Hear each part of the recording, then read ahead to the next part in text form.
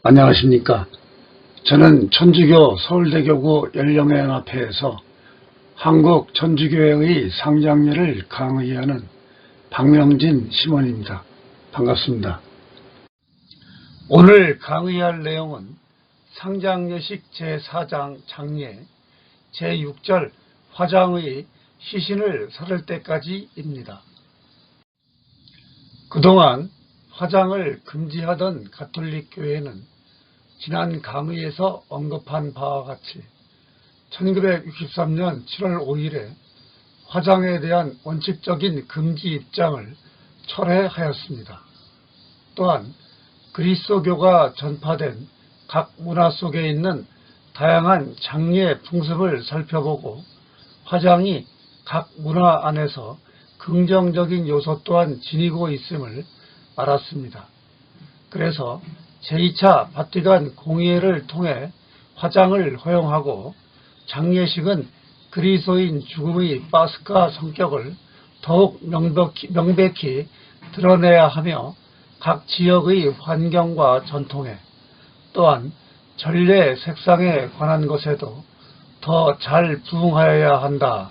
이러한 전례헌장 제81항을 따라 교회의 여러 문헌들의 화장에 대한 규정을 명문화하였습니다. 이어 가톨릭 교회의 공식 교리서인 가톨릭 교회 교리서도 교회는 죽은 이들의 몸을 땅에 묻는 경건한 육신 부활의 신앙을 부정하는 것이 아니라면 교회는 화장을 허락한다. 이렇게 명시하였던 것입니다. 그래서 누가 자기 자신을 화장해달라고 청하였을 때 그것이 그리스도교 교리에 반대하는 이유들 때문에 선택한 것이 아니라면 1963년 5월 8일 교황청 경신성사성에서 발표한 화장에 관한 훈령 제2항 3항을 따라 교회 장례식을 거행합니다. 앞선 강의에서도 언급한 바 있는 장례식서는 이러한 장례에 대해 그 지역에서 사용하는 예식에 따라 거행하되 교회는 그리스도께서 친히 땅에 묻히시고자 하셨으므로 죽은 이의 몸을 화장하는 것보다는 땅에 묻는 관습을 더 소중히 여긴다는 사실을 드러내야 한다.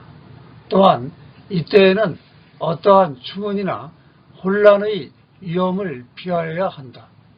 묘지 경당이나 무덤 또는 묘지에서 하는 예식을 화장이 잘 이루어지는 건물 안에서 거행할 수 있으며 다른 적당한 장소가 없으면 화장장 안에서도 거행할 수 있으나 추문과 종교 무차별주의의 위험은 반드시 피하여야 한다. 이렇게 적시하고 있습니다. 그동안 교회의 가르침을 따라 매장을 고수하던 한국 교회 안에도 국토 가운데 묘지로 사용할 수 있는 가용 면적이 급격하게 줄어든 사회 현실을 따라 부득이 화장하는 이들이 많아졌습니다. 이처럼 화장이 주된 장법이 되어버린 오늘날 한국 사회의 현실을 고려하고 제2차 바티칸 공의회의 정신을 따라 한국 교회는 상장예식에 화장예식을 수록하였습니다. 상장예식은 장례 미사가 끝난 다음 성당을 떠나 화장장에 도착하기 전까지의 예식은 제4장 제5절 1. 운구예식을 따른다. 이렇게 규정하고 있습니다. 즉 상장예식 99항의 해설대로 묘지로 가면서 고인과 유가족들을 위하여 시편 117편, 41편, 92편, 24편, 118편 또는 위령기도를 반복하여 바칩니다. 또는 알맞은 성가를 부르거나 묵주기도도 할 수 있습니다. 이어 화장장에 이르면 주례는 화장하기 전에 모든 이에게 비록 화장하더라도 육신이 부활한다는 신앙은 전혀 달라지지 않는다는 점을 분명하게 밝히는 다음과 같은 기도로 시작하고 회중은 아멘으로 응답합니다. 형제 여러분, 오늘 우리는 정화와 구원의 불길로 이 육신을 사르게 됩니다. 그러나 우리는 이 겨우 안 나가 새 육신으로 부활하여 주님 앞에 나아갈 것을 확실히 믿습니다. 한없이 자유로우신 주님께서 타오르는 이 불꽃으로 우리의 마음을 깨끗이 하고 이 교우의 죄를 모두 씻어주시도록 간절히 청합시다. 영원한 생명의 주인이신 하느님, 그리스도를 통하여 저희에게 새 생명을 약속하시고 죽음에서 부활하게 하셨으니 이 교우를 깨끗이 하여 주시고 생명의 은총을 내리시어 주님의 낙원으로 이끌어 주소서. 우리 주 그리스도를 통하여 비나이다. 아멘. 주례나 참석자 가운데 한 사람이 사도 바오로가 고린토 신자들에게 보낸 첫째 편지 15장 42절부터 44절 그리고 50절부터 53절까지 봉독하게 합니다. 죽은 이들의 부활도 이와 같습니다. 썩어 없어질 것으로 묻히지만 썩지 않는 것으로 되살아납니다. 비천한 것으로 묻히지만 영광스러운 것으로 되살아납니다. 약한 것으로 묻히지만 강한 것으로 되살아납니다. 물질적인 몸으로 묻히지만 영적인 몸으로 되살아납니다.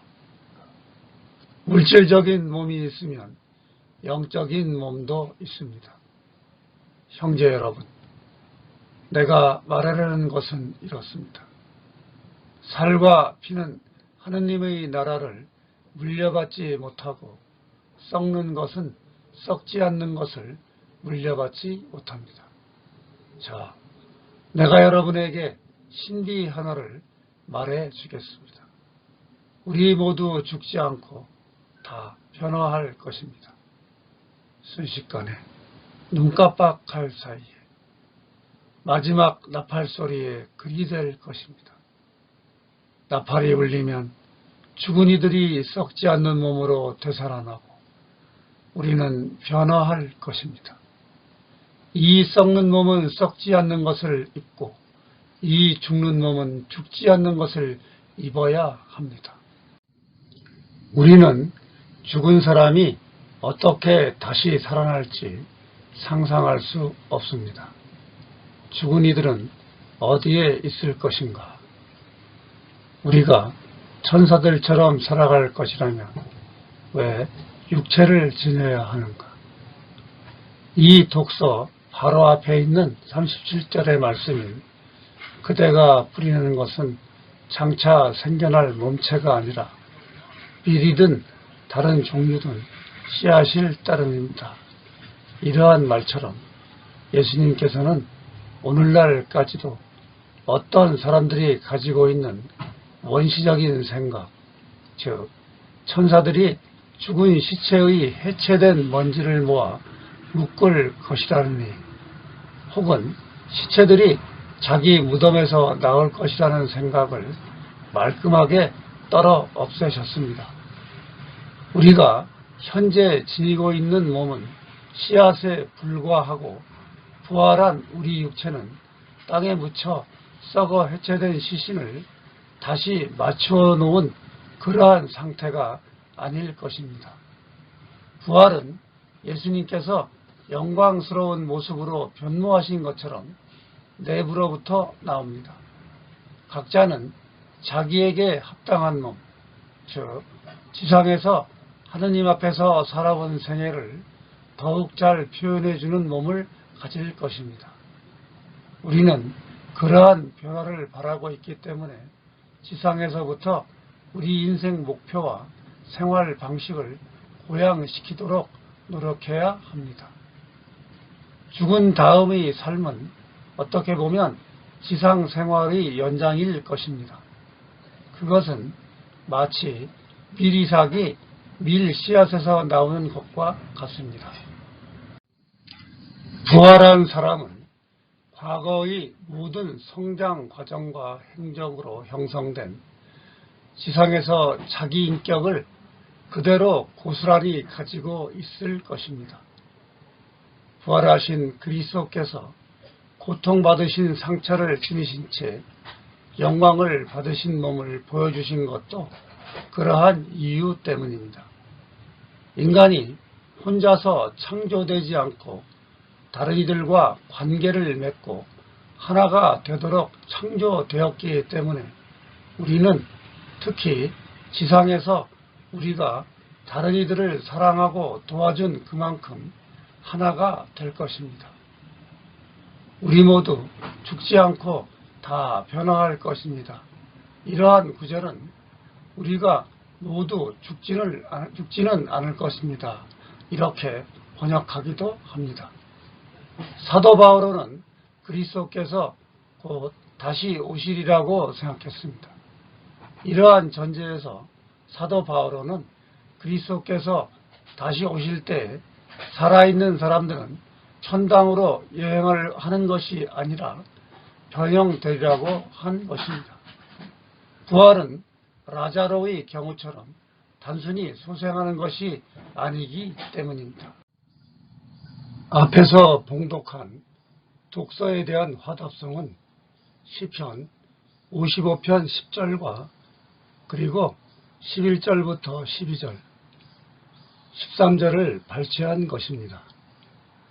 시편 55편은 개인 탄원 시편이지만 신뢰 또는 감사 시편으로 분류되기도 하는데 이 시편의 탄원과 신뢰와 감사의 세 요소가 밀접하게 결합되어 있기 때문입니다. 하느님 앞 생명의 빛에서 거닐리라.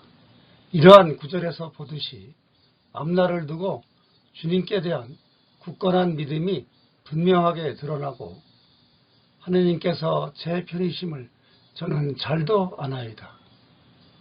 또 제 목숨 죽음에서 건져 주셨음이오니 이렇게 고백하듯이 주님을 향한 깊은 신뢰와 함께 감사하는 마음이 잘 드러나 있습니다.